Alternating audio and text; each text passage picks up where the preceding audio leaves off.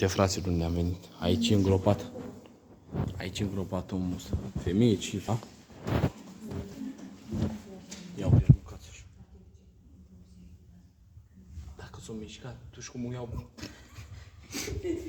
Uitați îngerii aici. Ia uite și scrisul.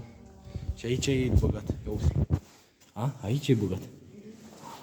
Au, uite, în România nu vezi tu așa ceva. Uite-l omul. L-am bag. Haide, iau încolo, iau. M-a speriat de omul ăsta. Mamă, ăștia o fi de ăștia de procurați. Ia, uite, mai e unul aici. Ce este, mă? Uite, Iisus! Iisus, fotă, uite. Uite, citește acolo.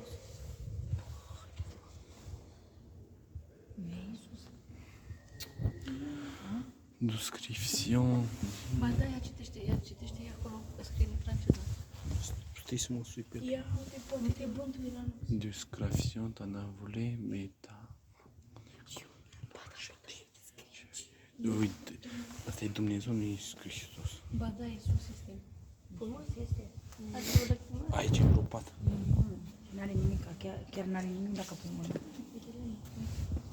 Puneți mâna pe el, puneți mâna pe el. Mama, alții au venit aici. Acolo, uite ce frumos este. Iezile acolo.